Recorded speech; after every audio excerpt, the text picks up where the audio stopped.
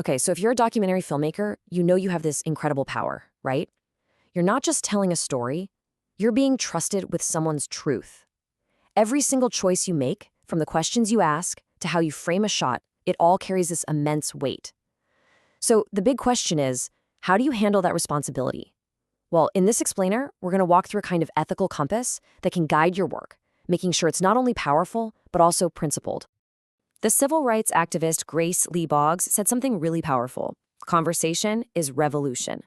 And that idea, it's pretty much the cornerstone of ethical filmmaking.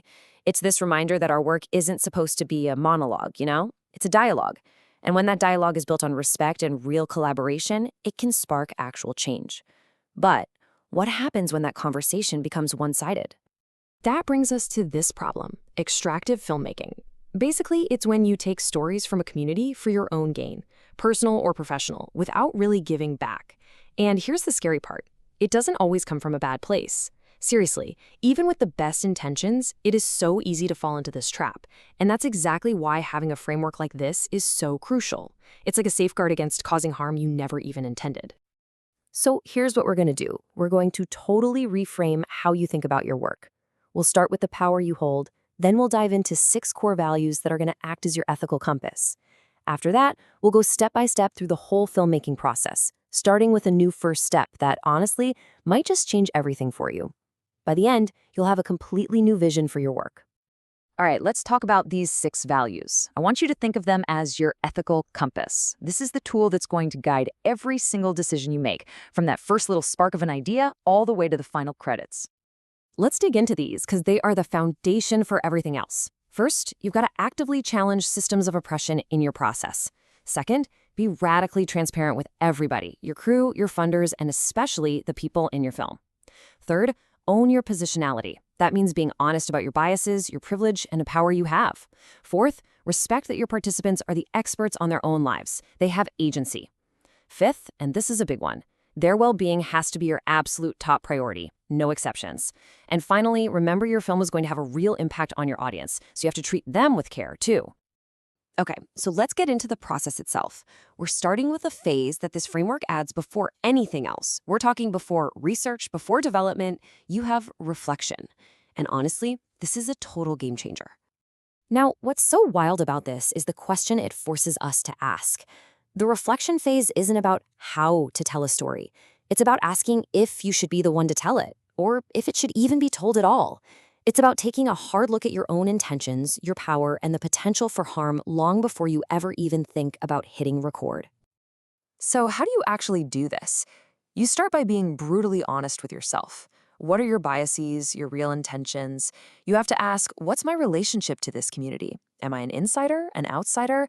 And what does that mean for this story? You have to weigh the potential good against the potential harm.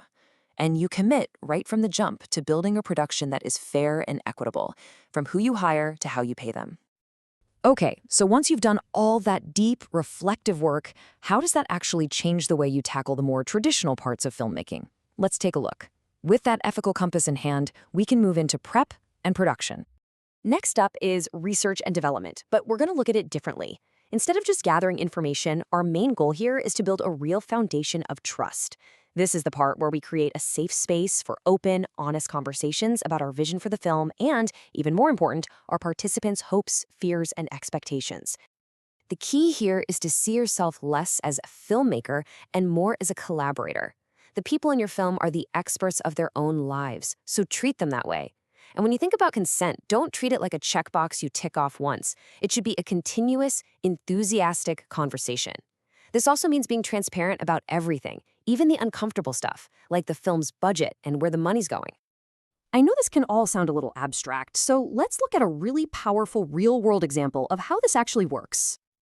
This quote just nails the mindset. When director Jacqueline Olive was making her film Always in Season, she wasn't from the community she was documenting. So to build trust, she didn't say she was there to take their story. She said she was there to figure out what's going on. That tiny shift in language, it represents a massive shift in power and in purpose. All right, let's talk pre-production. This is where we turned all those good intentions into a concrete plan, designing our whole project around the idea of care.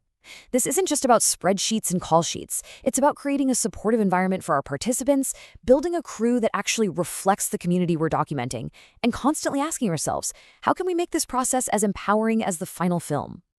So, what does that actually look like? Well, it means intentionally hiring people from underrepresented groups and giving them real decision-making power. It means bringing your participants into the storytelling process from the very beginning. And it means embracing the beautiful, messy complexity of real life instead of trying to jam it into some neat, tidy narrative box. And now we're at the shoot itself, production. This is where all that foundational work, all that trust and care really gets put to the test on set. The second those cameras start rolling, your number one priority is protecting your participants. That means their physical safety, their emotional well-being, all of it. It means being a deep, active listener and letting their stories unfold naturally, not forcing them into some story you already have in your head. And above all, it means honoring their dignity, especially when they're sharing something incredibly vulnerable. You have to resist that temptation to exploit their pain just for a more dramatic shot. Now, just because you've wrapped production, that doesn't mean your job is done, not by a long shot.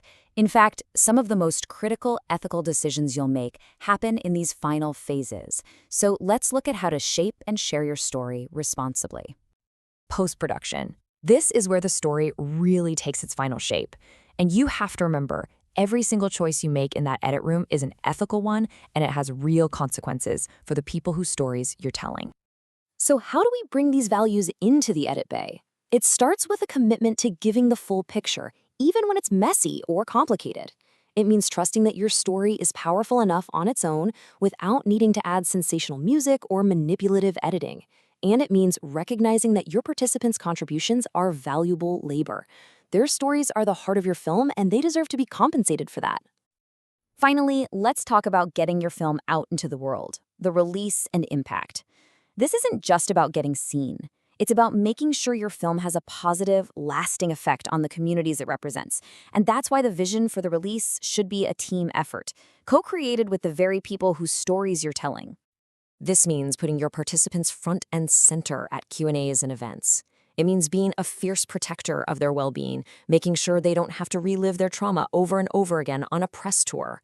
It means choosing distribution strategies that will directly benefit their communities. And it means making damn sure your film is accessible to the people who need to see it the most. So after going through all of this, what's the big takeaway? It's really about a fundamental shift in how we see our role as filmmakers. This whole framework really challenges us to ask ourselves this one final question. We're so often taught to be storytellers. But what if our real job, our true responsibility, is to be story stewards, to be caretakers of these profound personal stories that are entrusted to us? How will you make that shift in your own work?